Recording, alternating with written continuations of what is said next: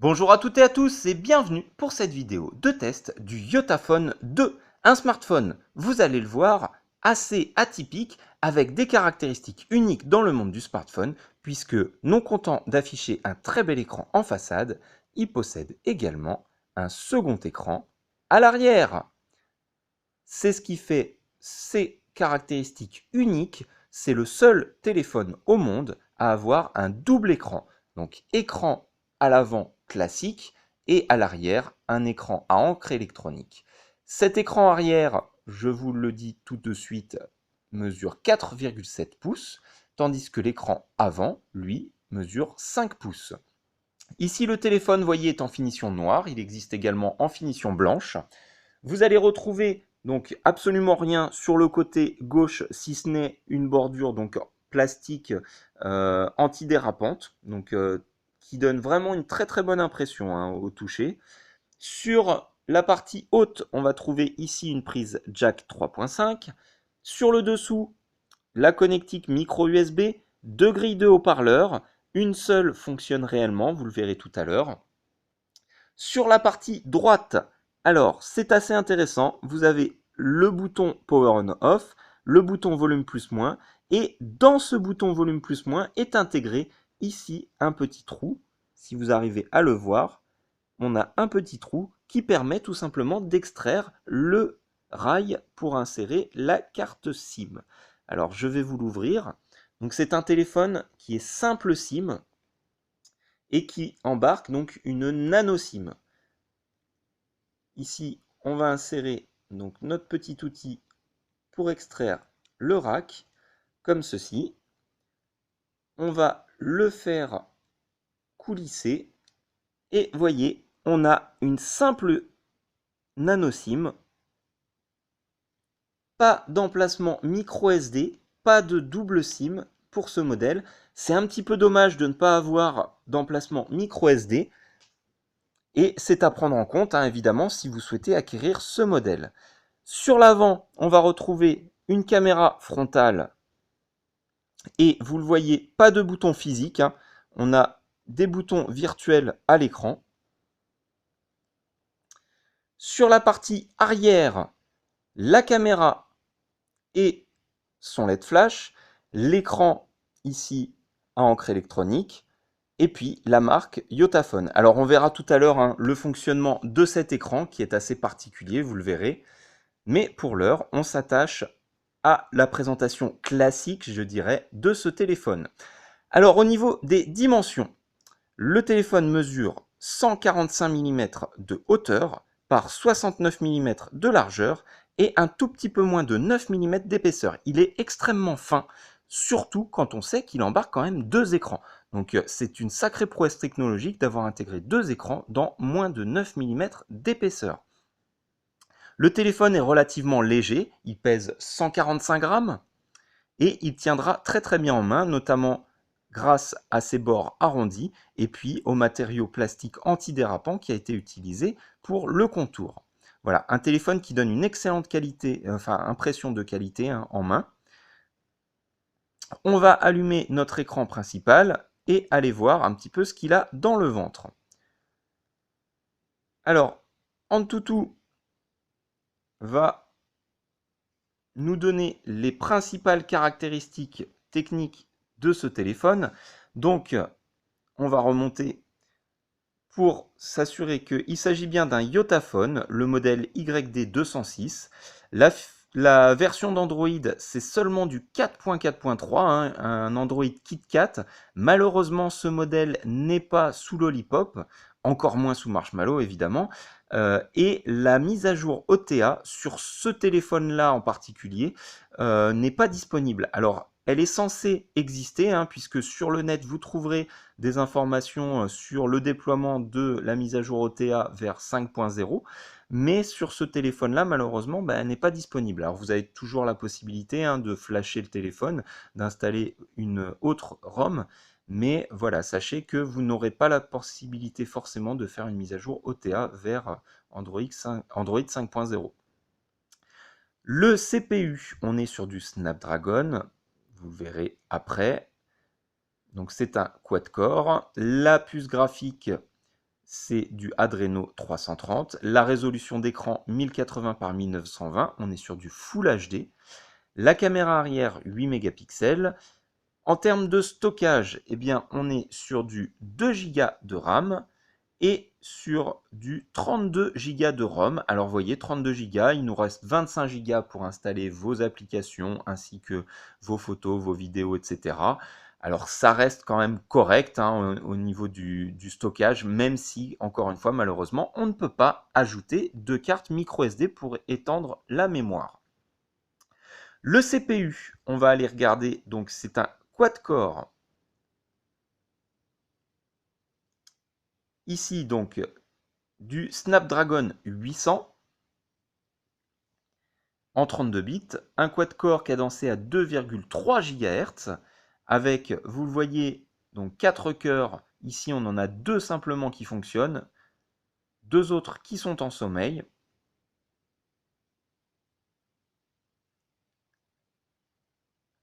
La puce graphique, donc, c'est une Adreno 330. La résolution, on l'a dit, Full HD 1080 par 1920. Une densité de pixels de 480 dpi. Et on va aller tester donc le multipoint. Alors, si vous ne connaissez pas, eh bien, ça vous indique simplement le nombre de points de contact maximum que vous pouvez avoir sur l'écran. Alors ici, on va mettre un maximum de doigts. C'est pas évident sur un écran de 5 pouces. Hein. On essaye de faire le maximum, comme ceci. Et alors, tout à l'heure, j'avais réussi. Là, malheureusement, ça ne les prend pas. On est sur du 8 points. Tout à l'heure, j'avais eu jusqu'à 10 points. C'est pas évident sur un 5 pouces d'arriver à mettre les 10 doigts en même temps. Donc, croyez-moi sur parole, j'ai été arrivé à 10 points tout à l'heure. Ici, on n'a que 8 points hein, d'affichés. C'est de toute façon un écran qui vous permettra d'utiliser toutes les fonctions qu'on peut utiliser sur un téléphone. Hein. Même si vous n'avez que 8 points, c'est largement suffisant. On continue avec donc nos caméras. La caméra arrière 8 mégapixels, la caméra frontale 2 mégapixels. La batterie, donc je vous l'ai dit tout à l'heure, fait 2500 mAh. C'est une batterie qui n'est pas amovible. Hein. C'est logique hein, puisque vous avez 2 écrans, donc forcément la coque arrière n'est pas démontable et donc la batterie est intégrée, elle n'est absolument pas démontable. 2500 mAh, c'est correct hein, pour un appareil avec un écran de 5 pouces et on va le voir tout à l'heure avec les spécificités de ce modèle-là, eh bien la gestion de l'énergie sera normalement optimisée. La version Android 4.4,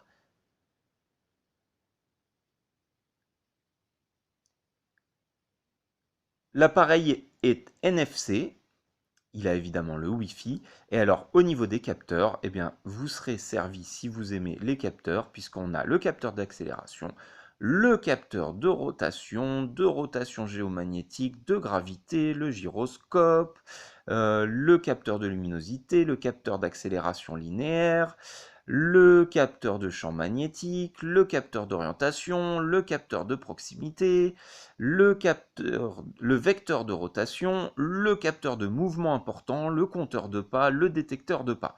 Tout ça dans un seul téléphone.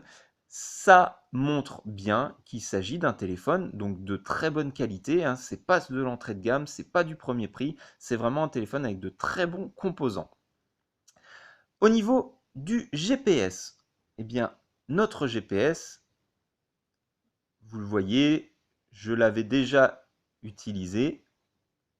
Et voyez, la détection des satellites est excellente. Il faut savoir qu'on est sur un appareil qui est GPS et GLONASS, donc il va détecter un maximum de satellites et vous garantir un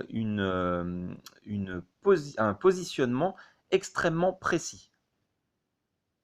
Voilà, donc ça fonctionne très bien. On va aller voir au niveau des paramètres. Alors, petite information donc sur les applications installées. Vous voyez qu'on a des applications classiques, on va dire natives d'Android. qu'on va retrouver un peu partout. Et vous allez avoir sur ce modèle des applications spécifiquement dédiées à l'écran à encre électronique, comme le jeu de dames, le jeu d'échecs. Vous avez également une application gestionnaire d'appareils. Donc ici, tout simplement, ça vous permet de géolocaliser votre appareil et en cas de vol, de pouvoir le retrouver. Donc ça, c'est des fonctions qu'on retrouve habituellement sur des modèles plutôt haut de gamme. Également, vous allez avoir ici, donc vous voyez, une application pour la lecture de livres électroniques, puisque votre appareil, avec son écran à caméra à encre électronique, va pouvoir servir de liseuse. Donc ça, c'est une fonction particulière et ça explique pourquoi on intègre ce type d'application dans le téléphone. Et puis, vous avez ici une application de gestion de l'affichage qui s'appelle Yota Hub. Et là, vous allez pouvoir sélectionner le type d'écran en fait qui va s'afficher sur l'arrière de votre téléphone.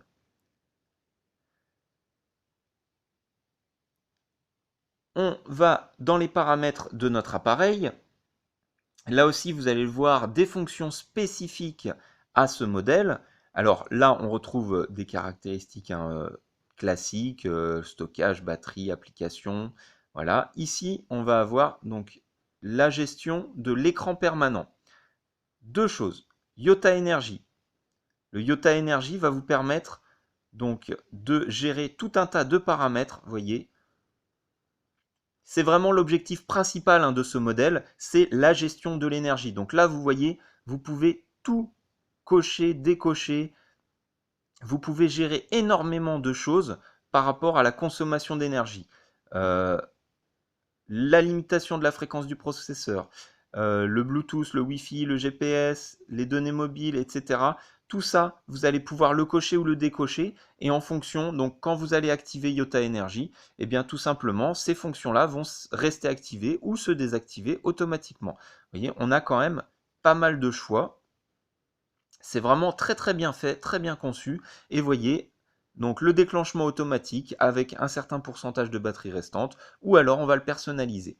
Donc c'est vraiment extrêmement bien conçu, bien pensé. Le Yota Hub, comme je vous l'ai dit, va vous permettre de choisir votre écran arrière par défaut. Donc soit l'écran avec l'horloge qui restera affiché en permanence, et également vous aurez la météo.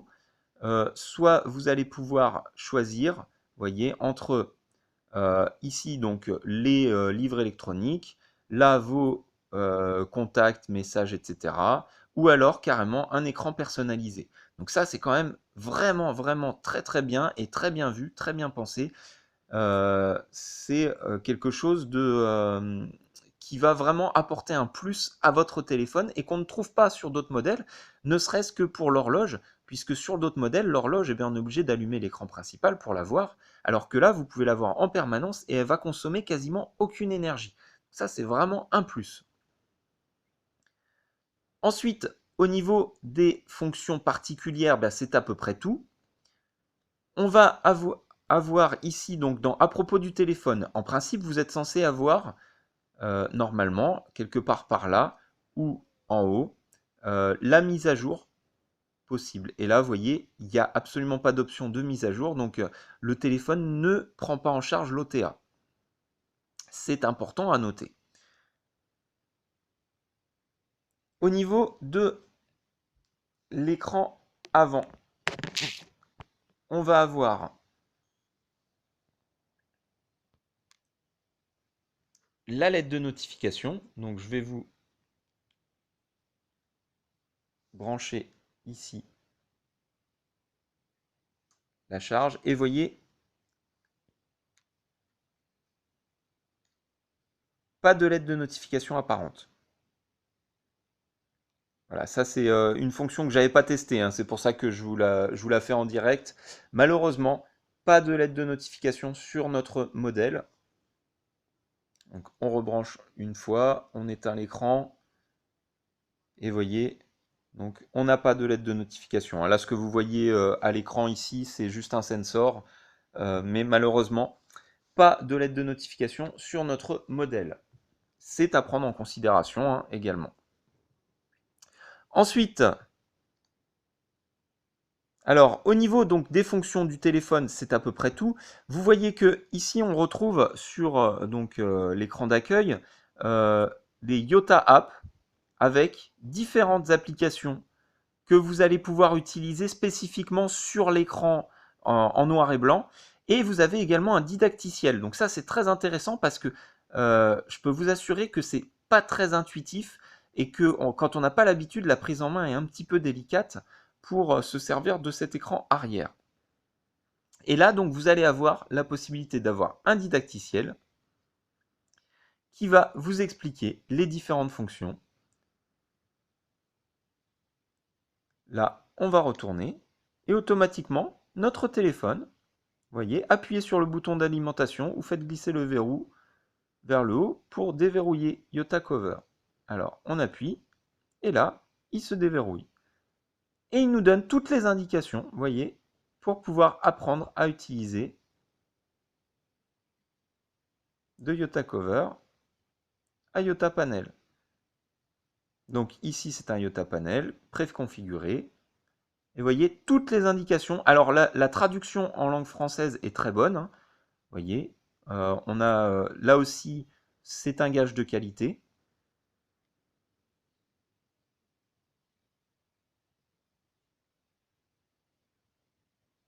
Voilà. Donc tout ça, vous allez l'avoir sur le didacticiel. On va revenir à l'écran principal. Donc ça, ce sont des fonctions vraiment intéressantes que on va voir un petit peu plus en détail dans la suite de cette vidéo. Je vais simplement, avant, vous montrer donc l'IMEI, donc un seul IMEI en 35, et on va voir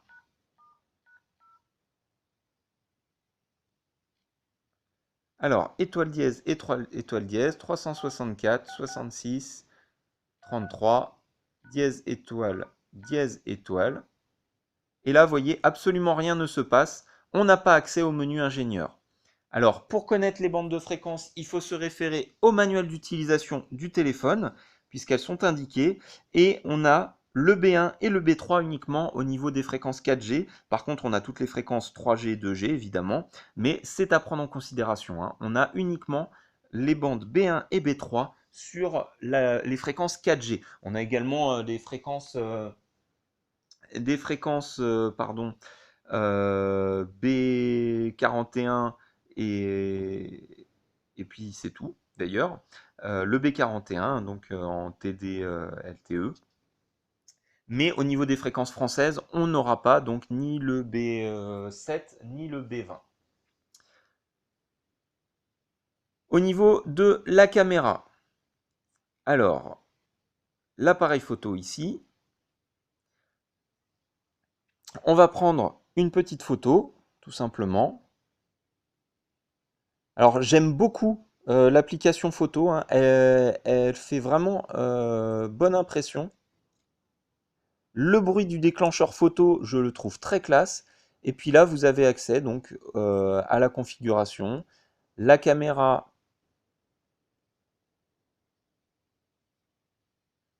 Donc vous voyez, et puis vous allez pouvoir avoir les paramètres en faisant glisser comme ceci, vous voyez. Donc c'est plutôt bien conçu, bien fait, et vous avez pas mal de possibilités de configurer votre téléphone avec la résolution, la qualité, vous voyez. On peut monter donc jusqu'à 8 mégapixels à l'arrière, on peut monter jusqu'à 2,1 mégapixels à l'avant, et on gère donc tous les paramètres de notre appareil photo. L'appli photo est quand même assez bien faite, elle est très simple d'utilisation et elle donne vraiment une bonne impression. Lorsque on va regarder dans les photos qui ont été prises, eh bien on va s'apercevoir que la qualité, elle, donc là on a une photo prise sans flash en intérieur. La qualité, elle est correcte pour du 8 mégapixels, hein. C'est pas extraordinaire, mais c'est loin d'être mauvais, hein, pour, vous voyez, une photo prise sans flash. Alors, on va aller prendre la même photo avec flash.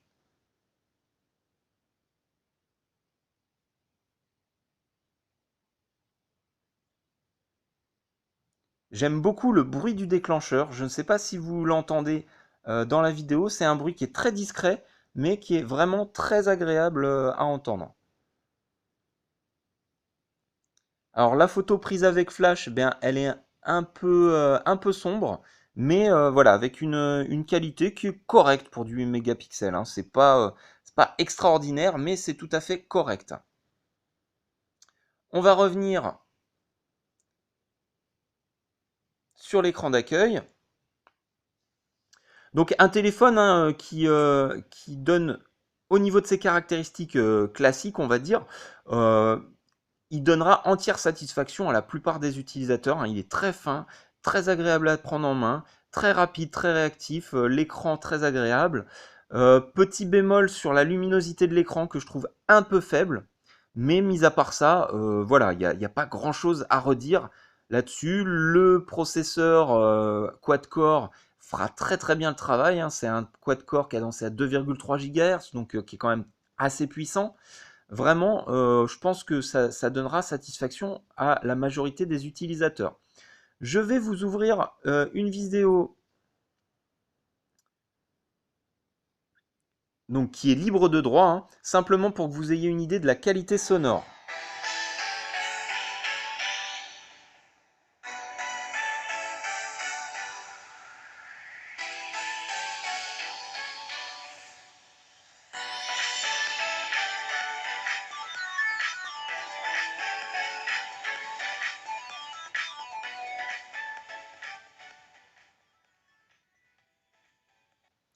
Voilà, donc en termes de qualité sonore, franchement, ce téléphone, il est très bon.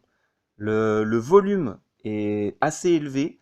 On a des bas médiums, on n'a pas des basses, mais pas loin. On est vraiment sur un son qui est de très bonne qualité. Il a tendance à saturer légèrement quand on le pousse à fond, mais franchement, il n'y a pas grand-chose à redire par rapport à la majorité des modèles de téléphone.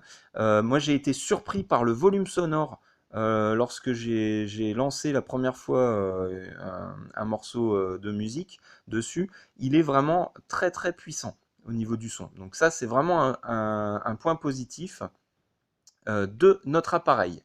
Alors maintenant, on va aller s'intéresser à la partie arrière. La partie arrière. Déjà, il faut savoir que le téléphone gère l'orientation, donc entre la face avant, la face arrière. Ensuite, vous allez pouvoir activer ou désactiver l'écran avec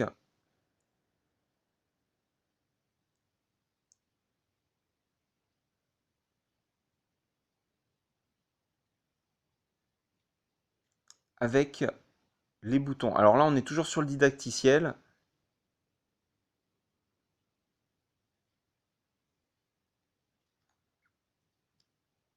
Voilà, on va quitter notre didacticiel, hein, tout simplement pour pouvoir vous montrer un petit peu le fonctionnement de cet écran arrière.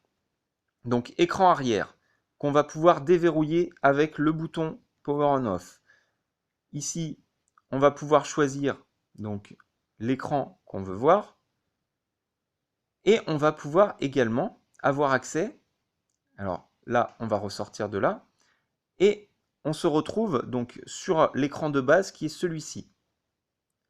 Lorsqu'on est sur cet écran de base, on clique sur le bouton et on va accéder, donc en faisant glisser, on peut accéder à l'affichage qui correspond à l'affichage principal du téléphone. Donc là, à ce moment-là, on va pouvoir se balader dans les menus, aller voir toutes nos applications, on peut aller sur Internet, on peut, vous voyez, lancer Là, je vais lancer Chrome et vous voyez, on a l'affichage d'une page internet sans aucun problème. On va pouvoir également, autre intérêt, eh bien, prendre des photos, mais à la manière d'un selfie. Et on va pouvoir avoir accès au jeu. Donc ici, on va prendre par exemple le jeu de dames. On va se mettre en difficulté normale et on va appuyer sur le bouton jouer. Et là, on va gérer. Donc c'est des jeux qui sont optimisés, vous voyez, puisque c'est les noirs contre les blancs. Donc c'est vraiment des jeux qui sont faits pour jouer sur des écrans noirs et blancs.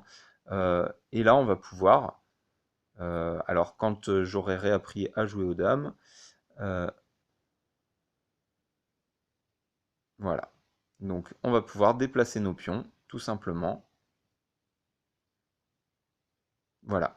Donc c'est vraiment bien conçu, bien vu. Vous allez avoir accès à votre messagerie.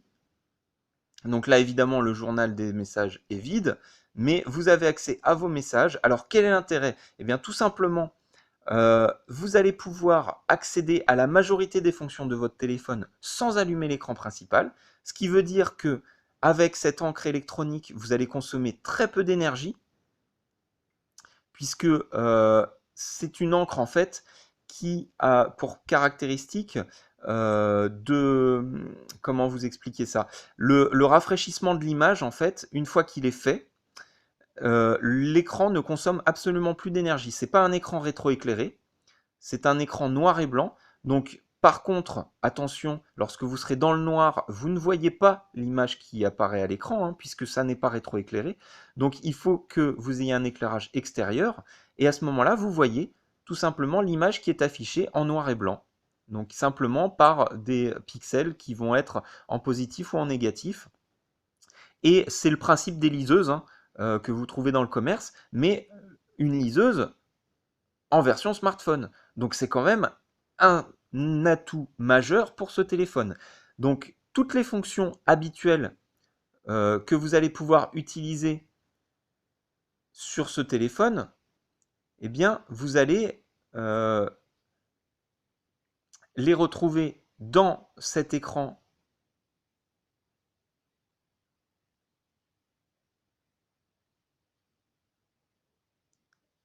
Hop. Alors j'essaye de revenir.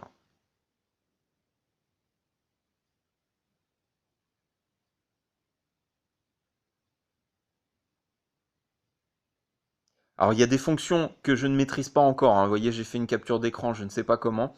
Il y a des fonctions que vous allez pouvoir utiliser comme ça, qui sont spécifiques à cet écran-là, et qui vont vous permettre surtout d'économiser votre batterie. Il y a beaucoup de fonctions, notamment les SMS, les pages internet, la rédaction de mails, que vous allez pouvoir utiliser sans avoir besoin d'aller sur votre écran principal couleur. Voilà, donc c'est vraiment l'intérêt principal et majeur de ce smartphone qui va vous permettre de faire durer, de prolonger la durée de vie de votre batterie. Voilà, donc c'est tout pour la présentation de ce smartphone. Un smartphone que vous allez pouvoir retrouver aujourd'hui à un prix qui est plus qu'abordable, puisque lors de sa sortie, il était autour de 700 €, et à l'heure actuelle, on va le trouver, puisqu'il est sorti depuis maintenant un peu plus d'un an, on va le trouver à un tarif inférieur à 200 €. Donc vraiment, c'est un très très bon smartphone. Même sans parler de son écran arrière, c'est un bon smartphone avec de bonnes caractéristiques, de bons composants, et en plus, il a cette particularité d'avoir un écran à encre électronique, donc écran qui, une fois l'image affichée, ne consomme plus d'énergie. Ça veut dire que vous allez pouvoir garder un affichage permanent sur ce modèle sans risquer d'épuiser votre batterie. Voilà, donc c'est vraiment très intéressant. J'espère que cette vidéo vous aura été utile et agréable. Comme toujours, n'hésitez pas à partager, à liker et à commenter la vidéo, ainsi qu'à vous abonner à ma chaîne. Merci à tous et à toutes, et à très bientôt. Au revoir.